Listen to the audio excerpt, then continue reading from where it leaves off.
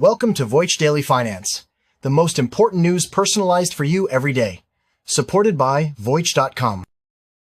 On the show today, we've got three major stories shaking up the financial world. We'll start inside the Federal Reserve, where a very public power struggle is unfolding, with one governor accusing the institution of hiding a massive job loss. Then we'll shift to the tech battlefield, where Alibaba is making a bold move in the AI chip war that's sending shockwaves all the way to Nvidia. And finally, we'll head to Europe, where national politics and banking ambitions are colliding in a multi-billion euro drama. A major crack has just appeared at the heart of the Federal Reserve. For the first time in more than 30 years, multiple governors have broken ranks to oppose a key interest rate decision, signalling a deep division at the top of the world's most powerful central bank. You have to understand, the Federal Reserve operates on a powerful culture of consensus. Public dissent is incredibly rare because it can spook markets and undermine the bank's credibility. So a public break like this isn't just a disagreement, it's a signal that the internal debate has reached a boiling point. At the centre of the storm is Fed Governor Christopher Waller.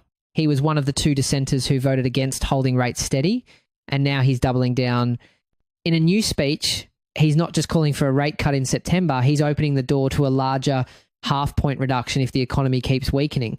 This debate has huge, immediate consequences.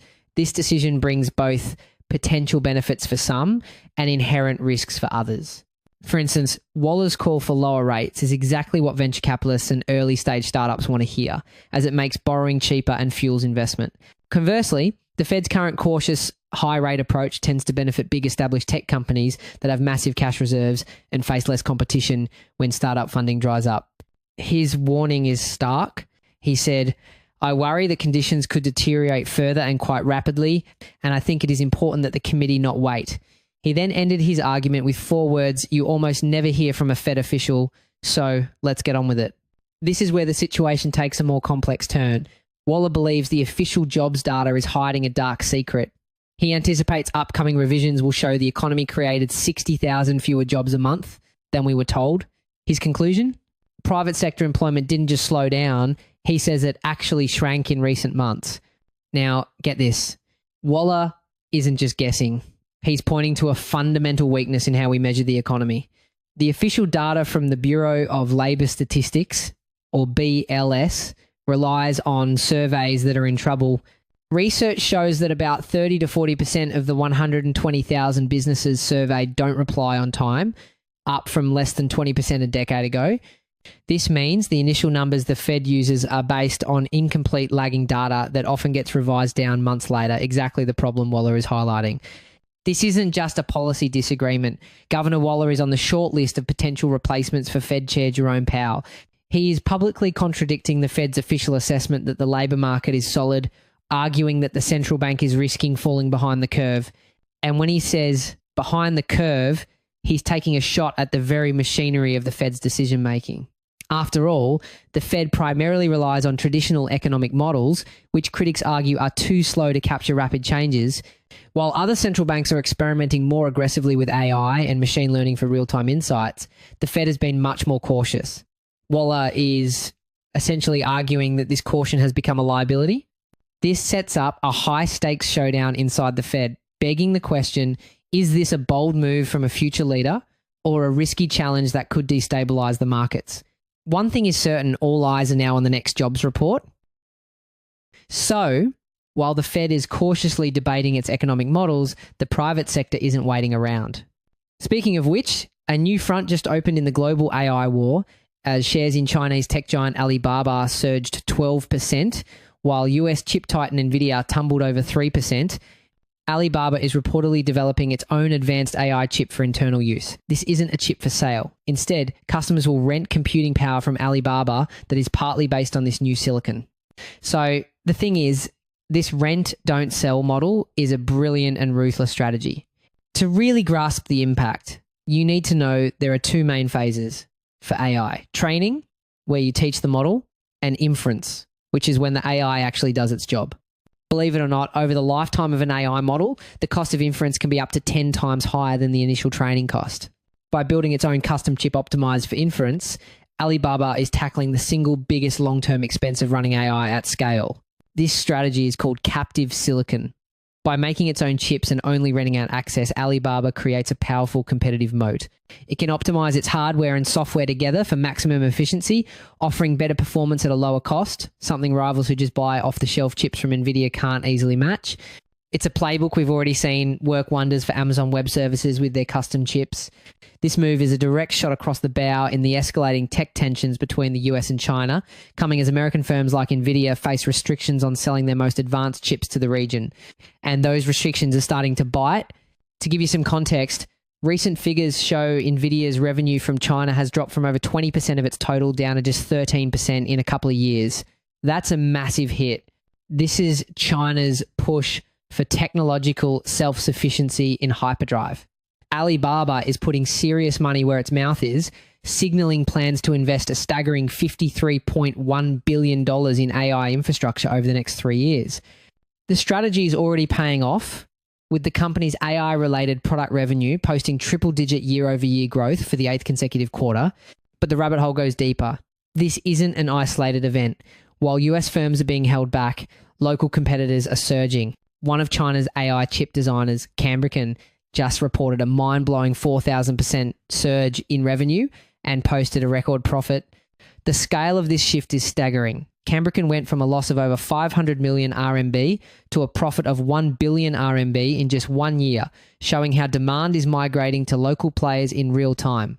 The core conflict is so intense that even Nvidia's own CEO, Jensen Huang, has been lobbying the US government, warning that they must either allow American firms to sell to China or risk Chinese companies filling the void. And there's concrete evidence to back him up.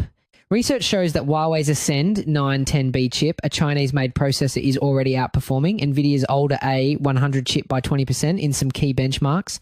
This isn't a future threat. It's happening now. The US restrictions intended to slow China down are acting like a pressure cooker, forcing accelerated innovation. The lines are being drawn. With Chinese tech giants accelerating their homegrown chip development, the real long-term battle will be fought over software. Nvidia's secret weapon has always been its CUDA platform, which developers are trained on. For Chinese chips to truly compete globally, they'll need to build an equally powerful software ecosystem, which is a monumental challenge. This all begs the question, is the West accidentally creating the very competitor it sought to contain? As a reminder, all financial markets are subject to volatility, and this information is not investment advice. This battle between national interest and global competition isn't just playing out in the tech world. A similar drama is unfolding in European banking, where the dream of a unified market is clashing with the reality of old-school politics. Just a few months ago, Italy's banking world was a storm of takeover bids. Today, that M&A wave has almost completely fizzled out, with only one high-profile bid left standing. The knockout punch came from Rome, with the Italian government using its controversial golden power rules to effectively kill a nearly 15 billion euro bid from UniCredit for Banco BPM. However, if you zoom out, you'll see another layer of strategy at play. These golden power rules were originally designed to protect strategic sectors like defense or energy. Now, they're being used in banking. In reality, it's becoming a new form of financial protectionism.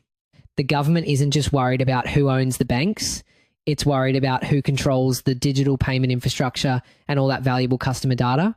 By blocking this deal, Rome was sending a clear signal: we will protect our financial system. One analyst called the intervention the final nail on the coffin for the deal. Meanwhile, another 7 billion euro offer from Mediobanca was voted down by its own shareholders. But the drama is far from over. What really brought this to a head was the next development. State-backed Monte dei Paschi is still resolutely marching on Mediobanca. That's right, Monte dei Paschi, or MPS, the same bank rescued by Italian taxpayers in 2017, is now acting like an aggressive corporate predator. This raises huge ethical questions.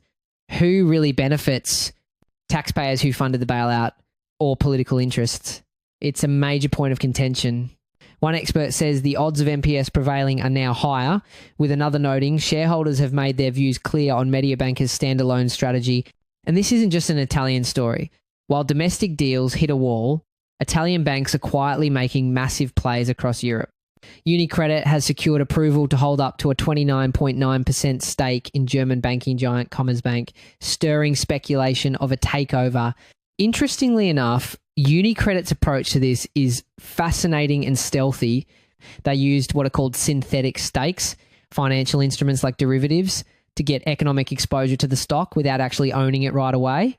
This lets them build a huge position under the radar, and the German government has not been happy about it.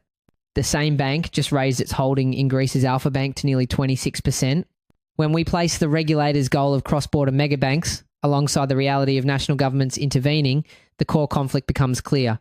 This frustration gets to the heart of a huge, stalled project. The European Banking Union, the chairman of the European Banking Authority, just said, "I feel frustrated because I continue to see domestic mergers, not single market mergers. The big dream of a unified market is stalled because a key piece is missing: a common European deposit insurance scheme. Wealthier countries worry they'll end up on the hook for bank failures in other nations. Without that shared safety net, banks stay tied to their home countries and national politics keep getting in the way. With over 4,700 banks still operating in the EU, the pressure to consolidate is immense. The question is, will the future of European banking be decided by market forces or by national politics?" That's it for today on Voice Daily Finance. Follow, share, and stay tuned for daily updates coming your way tomorrow.